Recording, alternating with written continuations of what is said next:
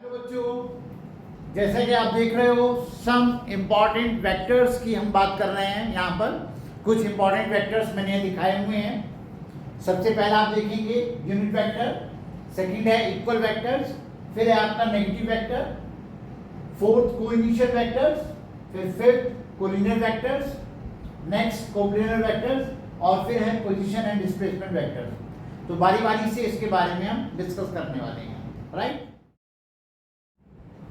Hello बच्चों, अब types of vectors में मैं लेता हूँ unit vectors.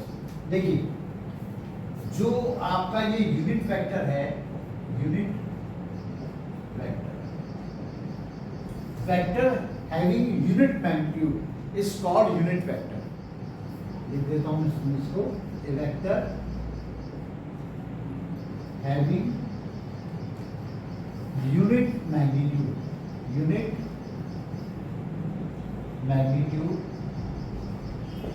is called unit vector, unit vector। एक वेक्टर जिसका मैग्नीट्यूड 1 है उसको हम बोलेंगे यूनिट वेक्टर, राइट। देखिएगा, अगर वेक्टर ए में उसके मैग्नीट्यूड से मैं डिवाइड कर देता हूं तो मिलेगा मुझे यूनिट वेक्टर। ए क्या है? यूनिट वेक्टर को जब भी दिखाना होता है, अगर कोई वेक्टर है उसके ऊपर कैप लगा दीजिए, ए कैप या बी कैप या फिर सी कैप, तो वो यूनिट वेक्टर शो करते हैं इस तरीके से। तो A cap is equal to vector A upon A, यानी कि वेक्टर ए में उसके मैग्नीट्यूड से डिवाइड कर दो तो हमें यूनिट वेक्टर मिलेगा, ठीक है ना। तो इसको हम ऐसे भी लिख सकते हैं, vector a is equal to a into a cap, यानी मैग्नीट्यूड में अगर हमने यूनिट वेक्टर से मल्टीप्लाई कर दिया तो हमें कंप्लीट वेक्टर मिल गया, राइट। तो कोई भी वेक्टर अगर हमें यूनिट वेक्टर निकालना है तो उसमें मैग्नीट्यूड से डिवाइड कर दीजिए, आपको यूनिट वेक्टर मिल जाएगा। और यूनिट वेक्टर जो होता है वो डायमेंशनलेस होता है, डायमेंशनलेस, यूनिटलेस, ना उसकी कोई यूनिट होती ना उसका कोई डायमेंशन फॉर्मूला होता, राइट। यूनिट वेक्टर रिप्रेजेंट्स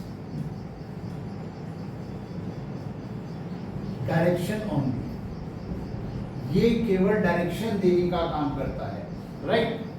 तो इसमें आपके पास कुछ स्टैंडर्ड यूनिट वेक्टर्स होते हैं, जैसे आप जानते हो आपका ये एक्स एक्सिस है, ये आपका वाई एक्सिस है, ये आपका जेड एक्सिस। एक बार सुन लीजिए, ये एक्स एक्सिस, ये वाई एक्सिस और ये जेड एक्सिस, ठीक है ना। इस तरह से मैं इसको कर रहा हूँ।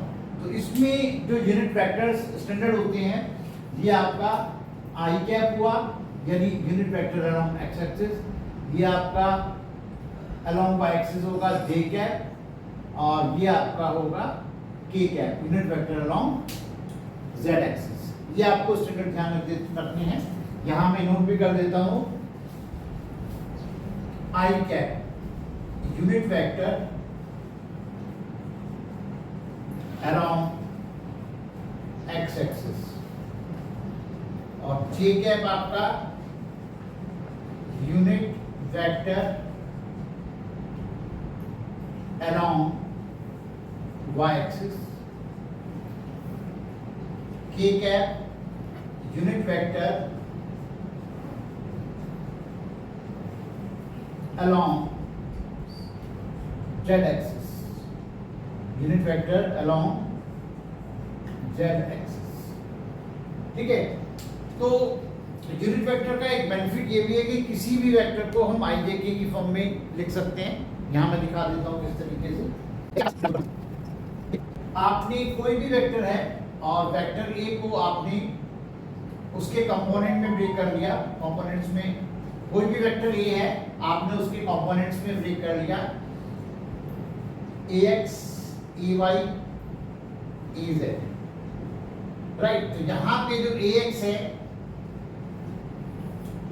component of vector A,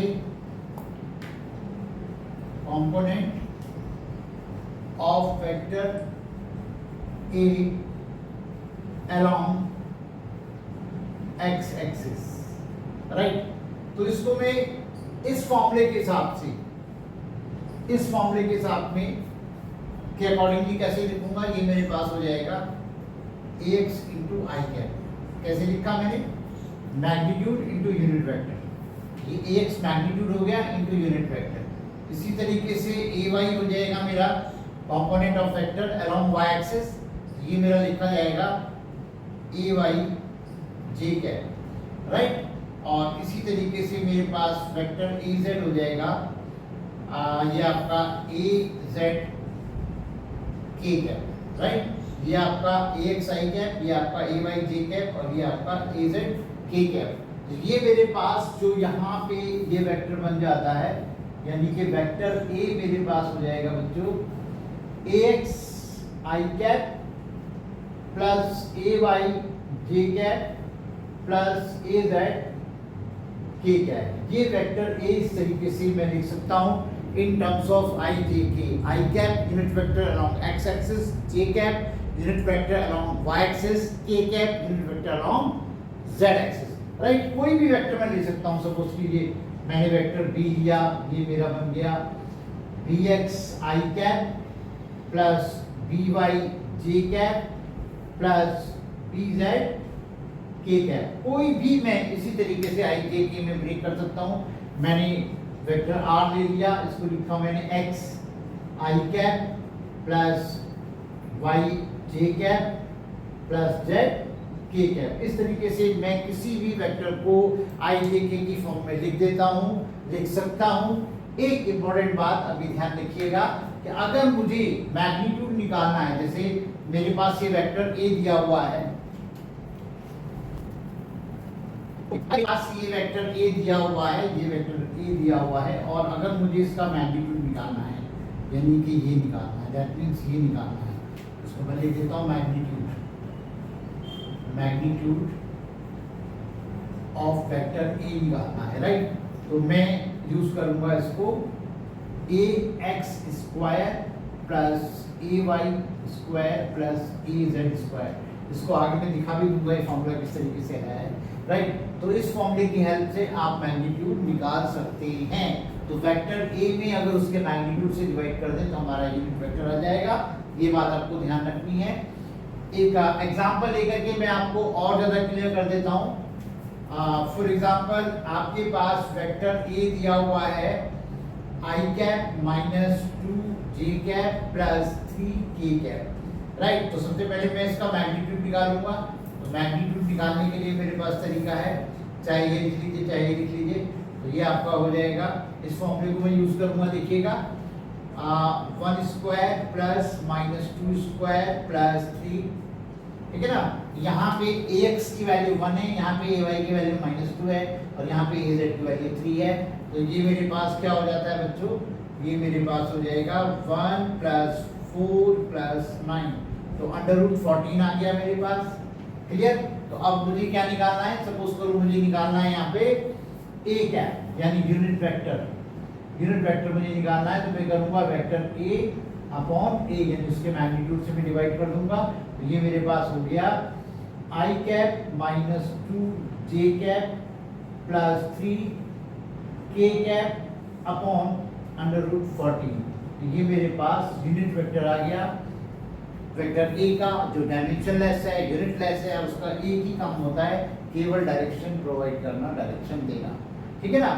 तो इसके और क्या क्या बेनिफिट्स हैं यूनिट वेक्टर्स के, वो जैसे जैसे हम आगे वेक्टर्स करते जाएंगे वैसे वैसे आपको इसके बेनिफिट्स नजर आएंगे। ओके बच्चों, equal vectors, two vectors are said to be equal. Two vectors are said to be equal if they have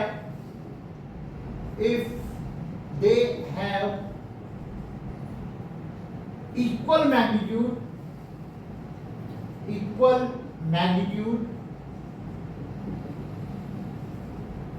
and same direction। देखिए ध्यान से देखिए, इक्वल वेक्टर्स मतलब दो वेक्टर्स हैं, जैसे सपोज करो आपने ये वेक्टर ए लिया, ये वेक्टर आपने बी लिया, तो आप देख रहे हैं यहाँ पे सेम डायरेक्शन है, ठीक है ना, यानी कि और इनकी जो लेंथ है वो भी सेम है, दैट मीन्स सेम मैग्नीट्यूड है, सेम मैग्नीट्यूड, और इनकी सेम डायरेक्शन है, सेम डायरेक्शन। तो ऐसे वेक्टर्स को हम बोलेंगे इक्वल वेक्टर्स, राइट। तो इनके नाम से ही ये क्लियर है, इसीलिए इनको नाम दिया गया है equal vectors, right.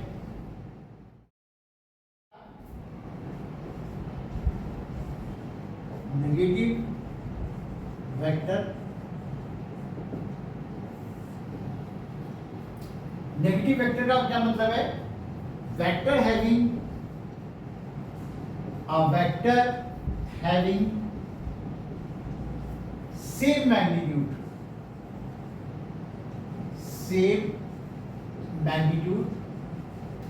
but opposite in direction, but opposite in direction of given vector। जो गिवन वेक्टर है उसका मैग्नीट्यूड जो है उस वेक्टर का सेम मैग्नीट्यूड हो पर डायरेक्शन अपोजिट हो, is called negative vector.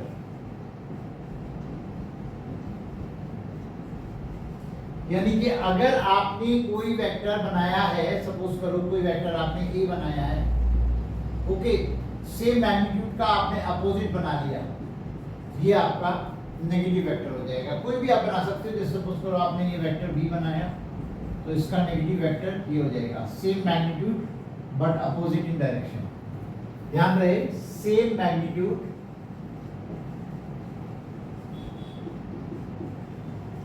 But opposite in direction, opposite in direction.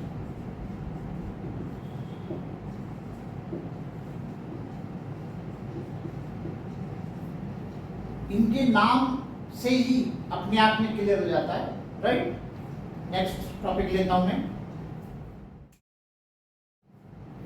Next है हमारा को इनिशियल वेक्टर्स। जिन वेक्टर्स का स्टार्टिंग पॉइंट या इनिशियल पॉइंट सेम होता है उनको बोलते हैं coinitial vectors. Vectors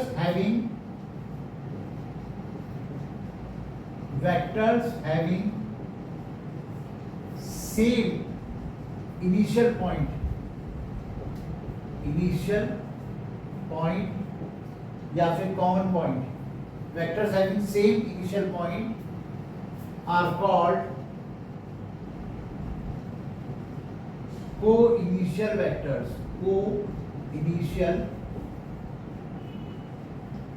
vectors किस तरीके से, देखिए, इसी पॉइंट से आपने वेक्टर ए बनाया, इसी पॉइंट से आपने वेक्टर बी बनाया और इसी पॉइंट से वेक्टर सी ऑरिजिनेट हुआ, तो ये जो वेक्टर ए है, वेक्टर बी है और वेक्टर सी है, ये सारे के सारे चूंकि इनका स्टार्टिंग पॉइंट कॉमन है इसीलिए कहलाएंगे are called coinitial vectors. Coinitial vectors, right बच्चों, क्लियर एकदम।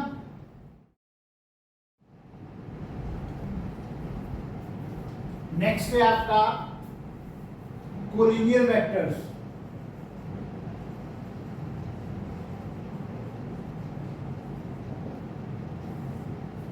All parallel and anti-parallel vectors are called collinear vectors. All parallel and anti-parallel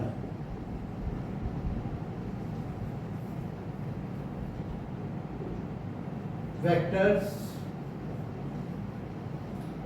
are called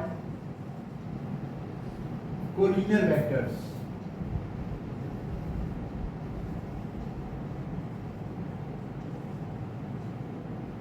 देखिए, ये वेक्टर ए मान लीजिए, ये वेक्टर बी मान लीजिए, ठीक है ना, पैरेलल वेक्टर्स हो गए। ये आपका वेक्टर सी मान लीजिए, ये आपका वेक्टर डी मान लीजिए, राइट, ये आपका वेक्टर ई मान लीजिए। तो ये कहलाते हैं आपके कोलिनियर वेक्टर्स, चाहे वो पैरेलल हो चाहे एंटी पैरेलल हो। हाँ, इसमें आप जो है इसको दो पार्ट्स में डिवाइड कर सकते हो।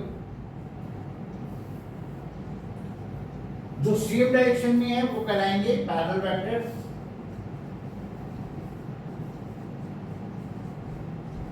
या फिर लाइक वेक्टर्स, राइट।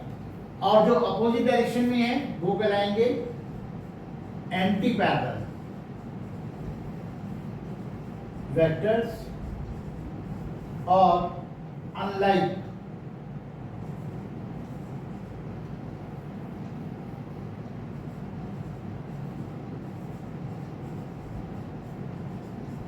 क्लियर। तो सभी पैरेलल और anti parallel vectors are called collinear vectors, right. Next है आपका कोप्लेनर वेक्टर्स। बहुत ही आसान बात, सेम प्लेन में आने वाले vectors are called coplanar vectors. All vectors lying in same plane, all vectors lying in same plane are called coplanar vectors।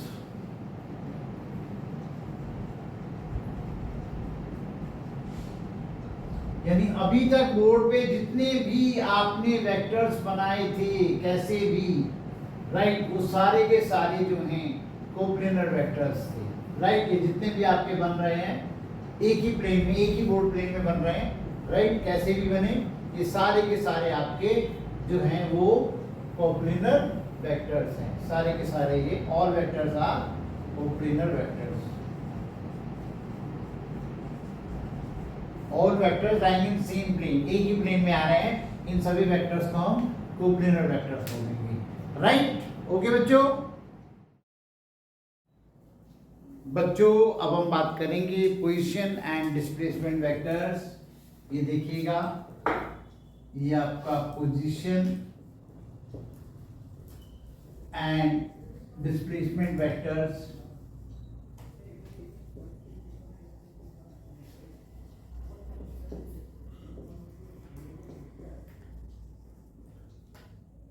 Simple सी बात है, पोजीशन वेक्टर जो पोजीशन बताए और डिस्प्लेसमेंट वेक्टर जो डिस्प्लेसमेंट बताए, राइट। अब पोजीशन वेक्टर की हम पहले बात कर लेते हैं। देखिए, आप जानते हैं ये आपका एक्स एक्सिस, वाई एक्सिस, ये आपका जेड एक्सिस। अब यहां पे आपने कोई पॉइंट लिया, पॉइंट ए आपने लिया, उसके कुछ अपने कोऑर्डिनेट्स होते हैं, है ना, जैसे 2 3 5 आपने कोऑर्डिनेट्स ले लिए इसके 2 3 5। तो ये बात क्लियर है आपकी कि अलोंग एक्स एक्सिस 2 लेंगे, अलोंग वाई एक्सिस 3 लेंगे और 5 अलोंग जेड एक्सिस लेंगे, राइट। तो ये जो कोऑर्डिनेट्स है ये ए पॉइंट की पोजीशन बता रहे हैं, राइट। अब इसी पोजीशन की हेल्प से इसी को हम वेक्टर की फॉर्म में शो करना शुरू कर दें तो ये आपका पोजीशन वेक्टर हो जाएगा। जैसे यहां पे आप देख पा रहे हो ए को, ये जो हमारे पास ए की जो पोजीशन है विद रिस्पेक्ट टू ऑरिजिन है, राइट। तो यहां से अगर यहां तक हम ये मिला देते हैं, इसको इसके साथ मिला देते हैं, राइट।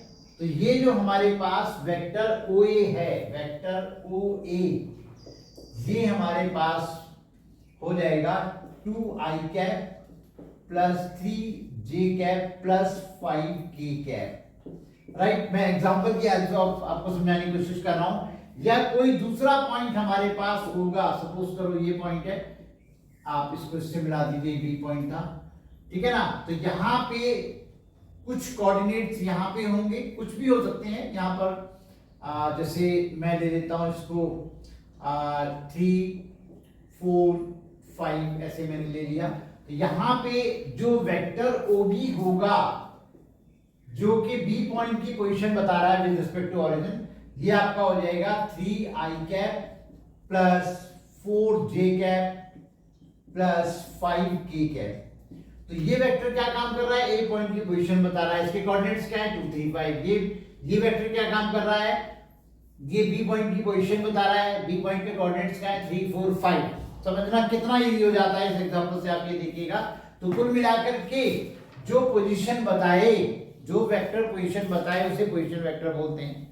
तो फाइनली अब इस एग्जांपल को हम छोड़ देते हैं, हम सीधी बात करते हैं कि ये position vector of A point है, position vector of A point, और ये पोजीशन वेक्टर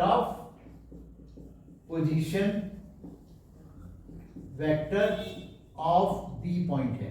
ठीक है ना, इसको हम R1 बोल सकते हैं position vector of A point को, इसको हम R2 बोल सकते हैं, राइट। इसको हम यहाँ पे R1 बोल सकते हैं और इसको हम R2 बोल सकते हैं। ठीक है ना। अब यहां से यहां तक अगर हम बात करें, देखिएगा यहां से यहां तक अगर हम बात करें तो ये हमारा होगा इस पॉइंट से इस पॉइंट तक का, ये होगा डिस्प्लेसमेंट। ये देखिएगा, राइट, ये हमारा होगा डिस्प्लेसमेंट। क्लियर। इसको मैं हटा देता हूं, जरूरत नहीं है, जो हमने एग्जांपल लिया था।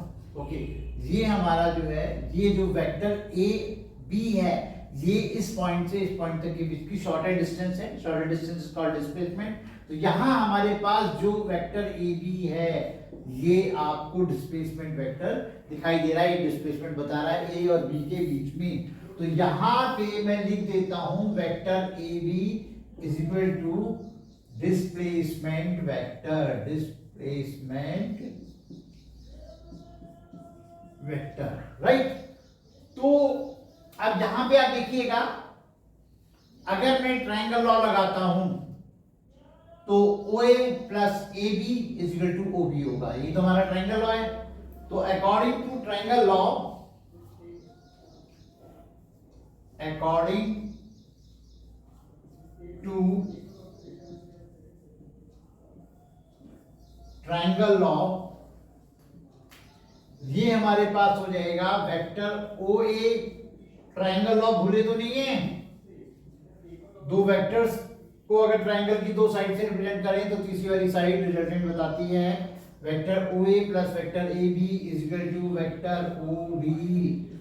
कई बार बच्चे ट्रायंगल लॉ भूल जाते हैं। When two vectors are represented in magnitude and direction by two sides of triangle in same order, their resultant will be represented in magnitude and direction by third side of triangle in opposite order. Okay, तो ये मैंने लगा दिया है ना, OA plus AB is equal to OB।